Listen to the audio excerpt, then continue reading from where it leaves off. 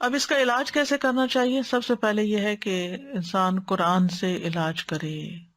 قرآن شفا ہے، نافع علاج ہے. قل هو للذین آمنوا ھدی وشفاء، کہہ دیجئے یہ ان لوگوں کے لیے جو ایمان لائے ہدایت اور شفا ہے. وَنُنَزِّلُ مِنَ الْقُرْآنِ مَا هُوَ شِفَاءٌ وَرَحْمَةٌ لِّلْمُؤْمِنِينَ وَلَا يَزِيدُ الظَّالِمِينَ إِلَّا خَسَارًا. ہم قرآن میں جو کچھ نازل کرتے ہیں وہ مومنوں کے لیے تو شفا اور رحمت ہے، مگر ظالموں کے خسارے میں ہی اضافہ ہوتا ہے. حضرت عائشہ سے مروی ہے کہ رسول اللہ صلی اللہ علیہ وسلم ایک مرتبہ ان کے پاس تشریف لائے تو دیکھا ایک عورت حضرت عائشہ کا علاج کر رہی ہے، بیمار جو تھی یا ان کو دم کر رہی ہے.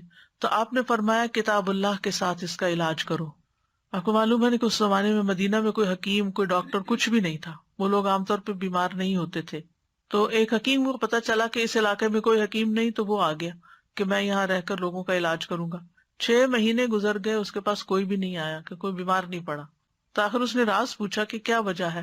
اس نے کہا کہ اس وقت تک ہم نہیں کھاتے جب تک بھوک نہیں لگتی، اور جب بھی بھوک باقی ہوتی ہے تو کھانا چھوڑ دیتے ہیں.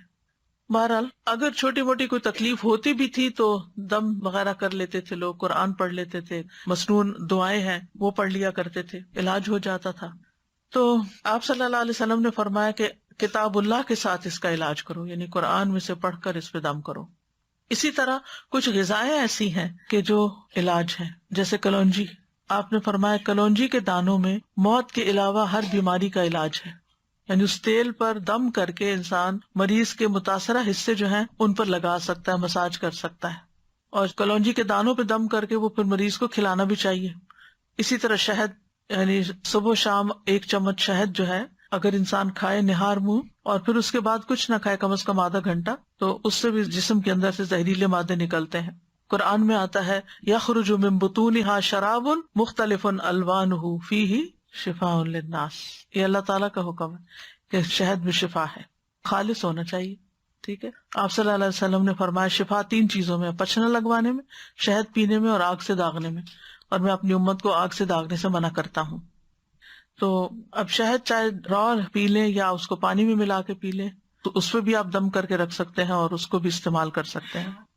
آپ صلی اللہ علیہ وسلم نے فرمایا شفا تو صرف 2 چیزوں میں ہے، شہد لوگوں کے لیے شفا ہے اور قرآن دلوں کی شفا ہے. پھر آب زمزم، جس مقصد کے لیے اس کو پیا جائے تو اس سے شفا ہوتی ہے.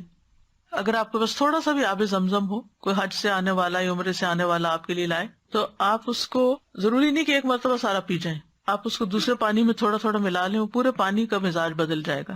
حدیث میں آتا ہے کہ انہا مبارکتن انہا طعام طعم، کہ وہ بابرکت ہے اور کھانے والے کا کھانا بھی ہے.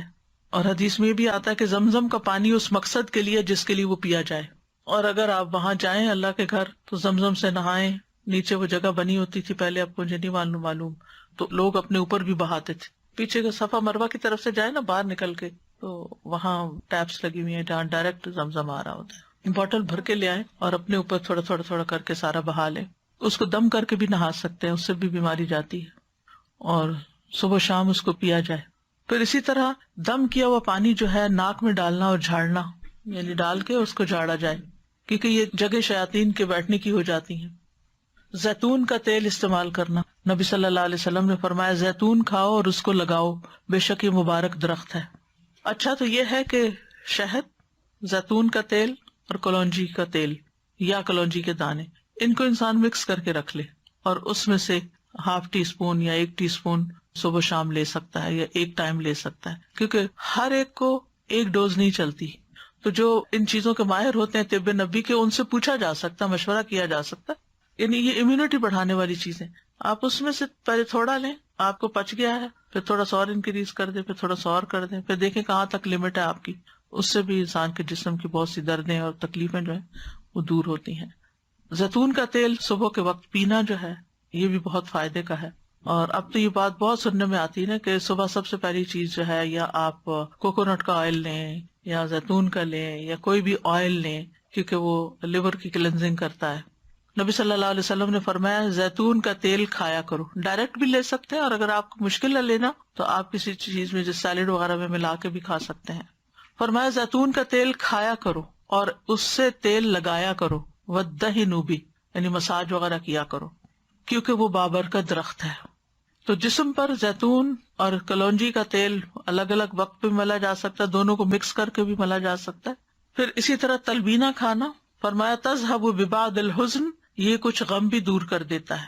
اجوا کھانا، 7 اجوا کھجوریں صبح کے وقت اگر کوئی کھائے تو اس سے بھی علاج ہوتا ہے. جس نے یہ کھجوریں کھا لی، نبی صلی اللہ علیہ وسلم نے فرمایا اسے زہر اور جادو کوئی نقصان نہیں دے گا. چونکہ اجوا ایک مہنگی کھجور ہے تو اگر نہ میسر ہو تو کوئی بھی کھجور شفا کی نیت سے کھائی جا سکتی ہے. پھر سنا مکی، اس کو سنوت بھی کہتے ہیں. صبح شام اس کا ایک چھوٹا چمچہ کھانا، جیسے حدیث میں آتا ہے سنا مکی اور سنوت کو لازم پکڑو، کیونکہ اس میں ہر بیماری کا علاج ہے سوائے سام کے. پوچھا گیا سام کیا تو آپ نے فرمایا موت. اچھا، سنا مکی جو ہے یہ پیٹ صاف کرتی ہے، تو پھر ظاہر اگر زہریلے مادے آنتوں میں ہے، یہ کچھ ایسی چیزیں ہیں تو اس سے انسان کو نجات ہوتی ہے. پھر ہجامہ، آپ نے فرمایا اگر تمہاری دواؤں میں کسی میں بھلائی ہے تو پچنا لگوانے میں یا شہد پینے اور آگ سے داغنے میں، اگر وہ مرض کے مطابق ہو. اور میں آگ سے داغنے کو پسند نہیں کرتا.